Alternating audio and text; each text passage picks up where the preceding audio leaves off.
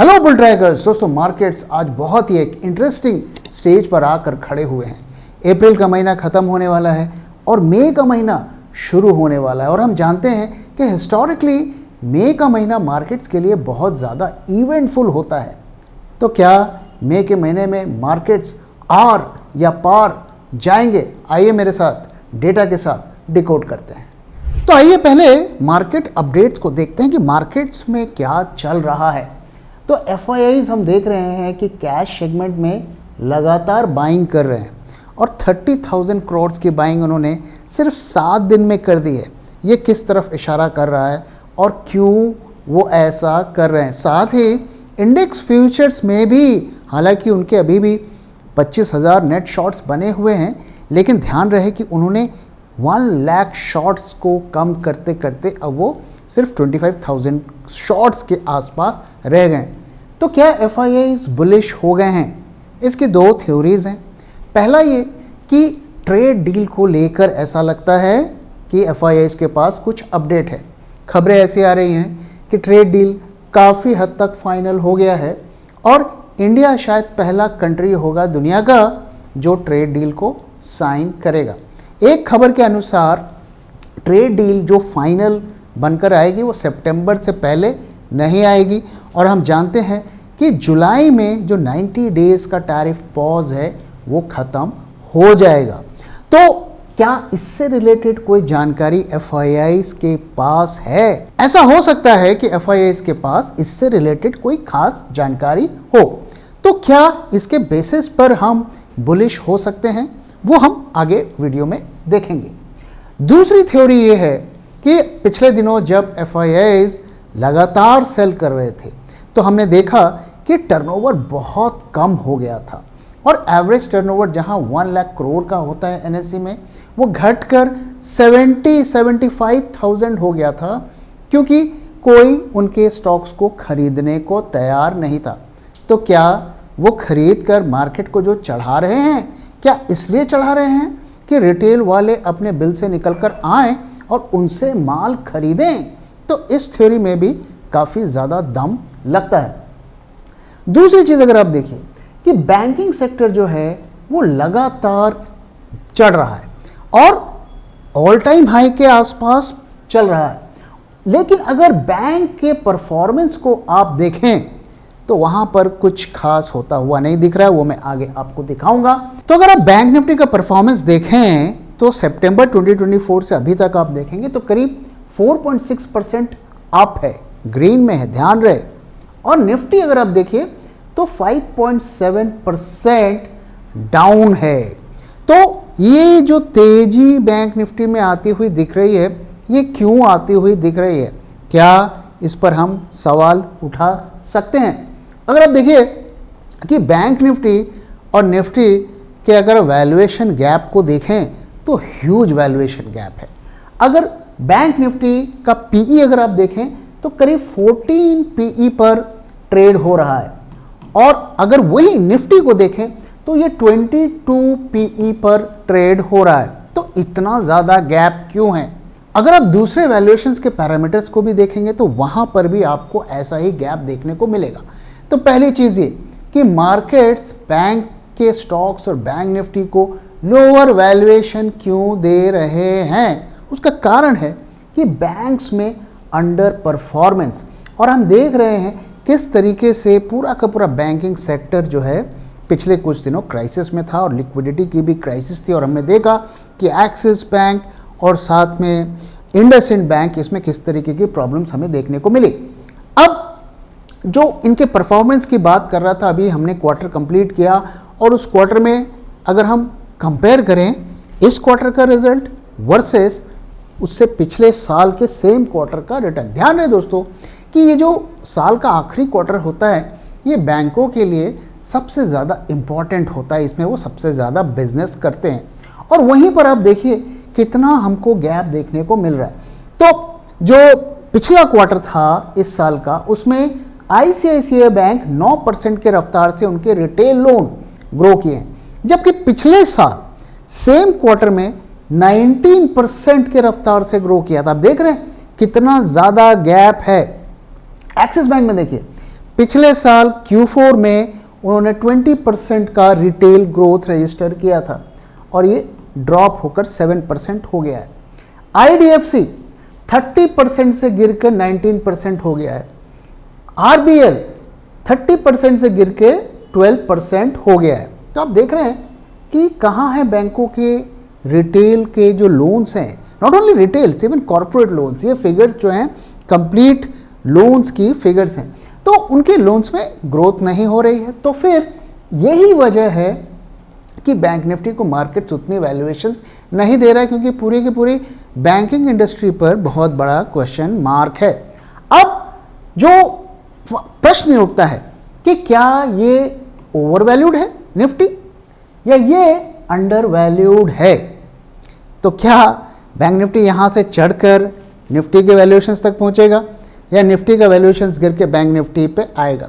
मुझे लगता है कहीं बीच में जाकर दोनों मिलेंगे, क्योंकि लिक्विडिटी की जो प्रॉब्लम्स थी वो तो किसी तरीके से भर दी गई, टेम्पररी रिजॉल्व कर दिया गया, लेकिन जो रिटेल लोन्स की प्रॉब्लम है, सेविंग्स की प्रॉब्लम है, वो जस्ट की तस बनी हुई है, उसमें कोई विशेष इंप्रूवमेंट नहीं हुआ है। तो जब तक बैंक निफ्टी ऊपर जाता दिखेगा तब तक मार्केट संभले संभले रहेंगे। और मैंने आपके साथ पिछले कई हफ्तों से मैं शेयर कर रहा हूं कि अगली जो रैली आएंगी, जो अभी चल रही है, वो बैंकों की वजह से ही आएगी और बैंक ही इसमें सबसे ज़्यादा परफॉर्म किए हैं। तो अगर बैंक्स गिरेंगे तो ये रैली सस्टेन नहीं हो पाएगी। अब आइए ज़रा आज हम सेक्टर की एक इंफॉर्मेशन देखते हैं कि आज के दिन सेक्टर्स ने कैसा परफॉर्म किया। तो आज अगर आप देखिए तो निफ्टी आईटी सबसे ज़्यादा अप रहा, 1% से ज़्यादा। कल काफ़ी ज़्यादा डाउन था, लेकिन निफ्टी आईटी में तेज़ी हमें क्यों देखने को मिल रही है? वैसे इसे तेज़ी हम कैसे कह सकते हैं जब पिछले एक महीने में 4% डाउन है। आप देख सकते हैं कि लगभग सारे सेक्टर्स अप हैं और मेटल और आईटी को छोड़ दें तो सारे सेक्टर्स अप हैं। तो बेसिकली जो इन्होंने एक महीने में खोया उसे शायद रिकवर करने की कोशिश कर रहे हैं। अब ये क्यों पिछले दिनों हमें आईटी सेक्टर में रैली देखने को मिल रही, जबकि यूएसए में रिसेशन का फेयर है और सभी तरीके की प्रॉब्लम्स हमें नज़र में आ रही है? तो उसका एक एंगल ये है कि जो हमारी ट्रेड डील हो रही है उसमें आईटी सेक्टर की भी कुछ क्लॉज ऐड करने की खबरें आ रही हैं। उसमें क्या है कि जो वीज़ा वगैरह होते हैं उनमें ज़्यादा छूट दी जाए, और उसके अलावा जो आईटी सेक्टर से रिलेटेड और भी कई चीज़ों के बारे में चर्चा की जा रही है। लेकिन आज के परिस्थिति में हम देखें तो ऐसा कुछ होता हुआ नहीं दिख रहा है। मैं कई लोगों से यूएसए में बात कर रहा हूँ और उनकी जो सबसे बड़ी चिंता ये है कि जो वहाँ पे रहते हैं, उनके जो रिश्तेदार हैं, जो बच्चे वहाँ पढ़ते हैं या जो वहाँ पे अपने पेरेंट्स को इंडिया से बुलाते हैं, उनको भी वीज़ा नहीं दिया जा रहा है। और अब लोग इतना डर गए हैं कि जिनके ग्रीन कार्ड्स हैं, जो अपने सिटीजनशिप के वेट कर रहे हैं, वो भी डरे डरे सहमे सहमे घर में बैठे हुए हैं कि कहीं हमें भी उठाकर गिरफ्तार ना कर लें या हमें हमारा ग्रीन कार्ड ना कैंसिल कर दें। तो सिचुएशन अगर ग्राउंड में मैं जाके देखता हूँ या आप भी अपने सोर्सेस से पता कर सकते हैं तो कुछ बहुत अच्छी नहीं लग रही है कि भाई हमसे ट्रेड डील हो रही है तो हम इंडियंस को तो भाई स्पेशल वहाँ पे ट्रीटमेंट देंगे, ऐसी कोई बात नहीं है। दूसरी तरफ देखिए, हम ये मान रहे हैं कि चलो अभी टैरिफ में पॉज लग गया, डील हो गई और इससे तो अब सब कुछ ठीक हो गया। तो अगर आप यूएसए में बात करेंगे वहाँ पर सिचुएशन काफ़ी मतलब चिंताजनक बनी हुई है, क्योंकि एक तरफ लोगों की नौकरियाँ जा रही हैं, जो भी फेडरल डिपार्टमेंट्स में काम करते हैं वो या तो ले ऑफ हो गए हैं या ले ऑफ होने का वो वेट कर रहे हैं। दूसरी तरफ महंगाई वहाँ पे बेतहाशा बढ़ रही है। गाड़ियाँ के दुकानों में लोग जाकर लाइन लगा रहे हैं क्योंकि उन्हें लग रहा है कि ये कीमतें और बढ़ जाएंगी और लोग 4-5 हज़ार डॉलर देकर गाड़ियाँ खरीद रहे हैं।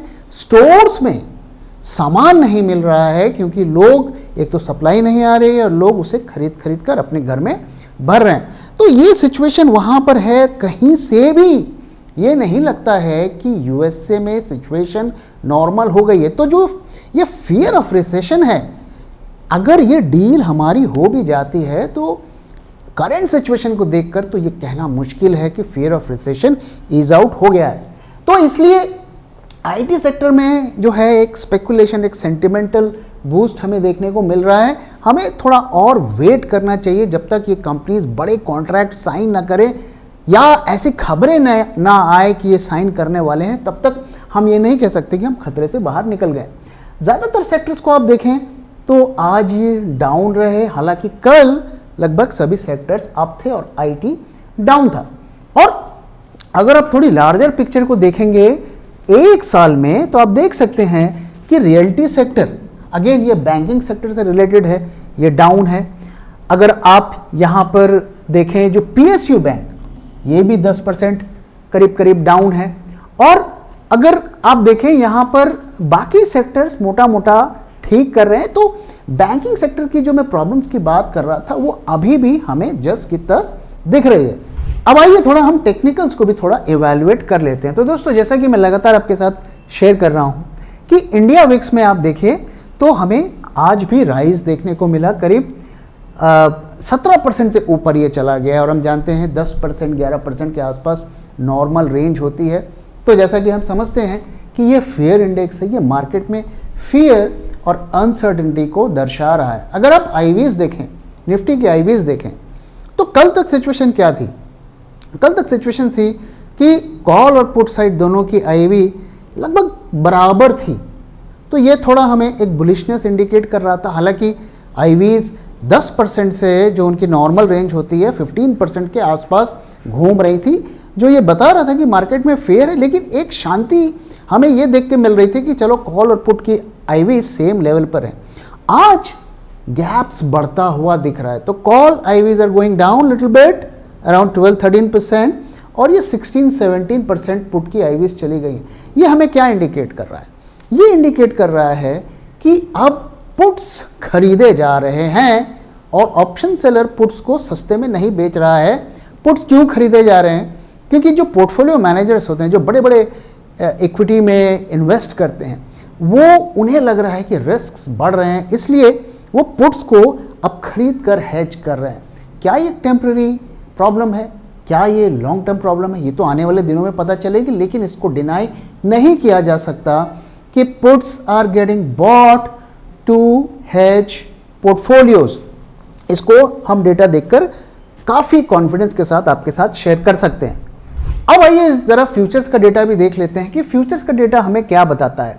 तो यहाँ पर हम निफ्टी के प्रीमियम्स, जो फ्यूचर्स के प्रीमियम है मई महीने में, वहाँ पे हम देखें तो क्या हमें देखने को मिल रहा है। और मैं ये लगातार आपको दिखा भी रहा हूँ कि यहाँ पर आप देखिए प्रीमियम्स, अभी हमारी सीरीज शुरू हुई है मई महीने की, पूरा का पूरा महीना बाकी है और प्रीमियम्स में राइज नहीं दिख रहा है।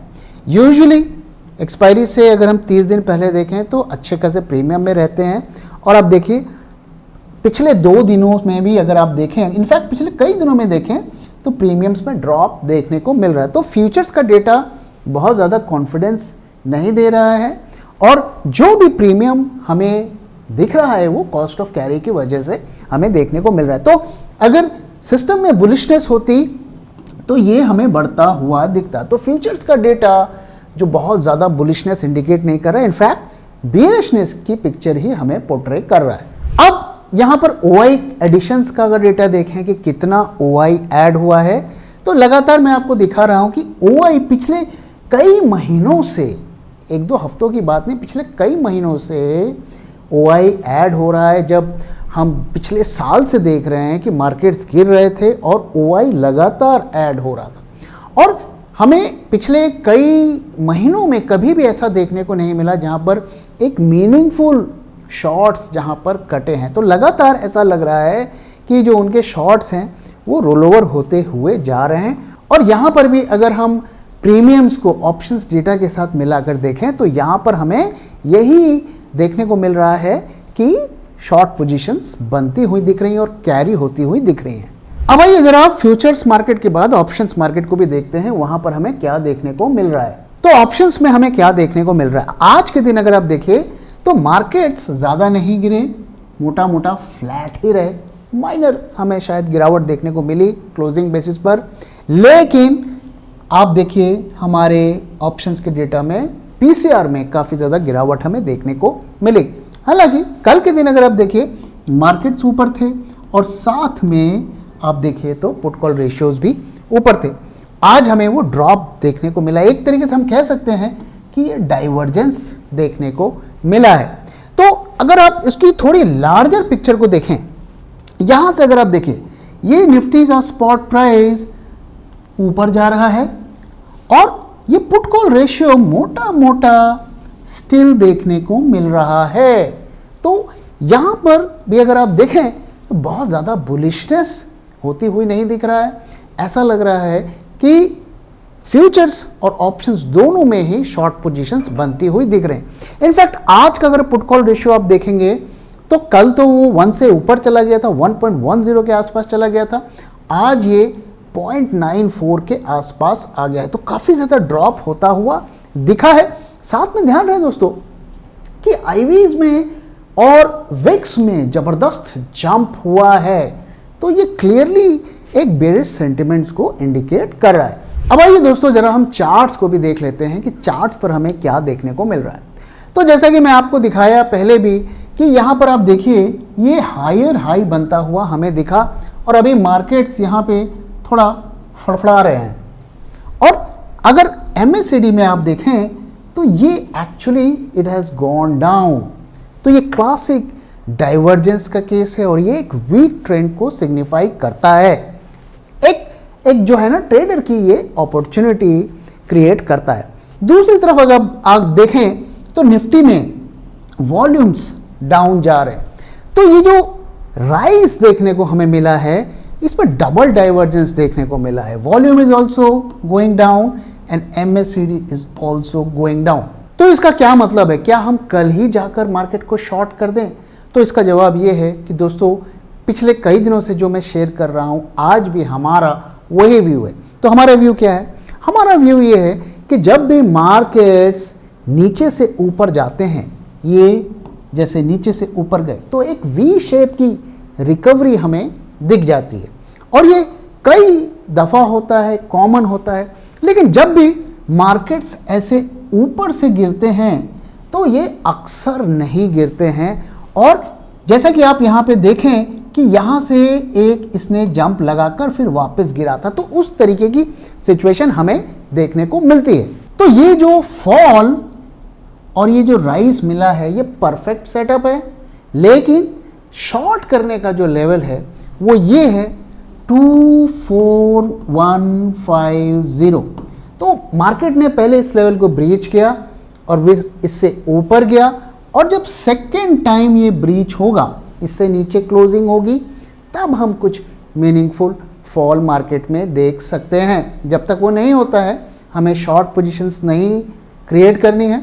ऑफ कोर्स हमारे जो लॉन्ग्स हैं हम उन्हें अनवाइंड कर सकते हैं। तो दोस्तों इसी के साथ इस वीडियो को मैं यहाँ पे ख़त्म कर रहा हूँ।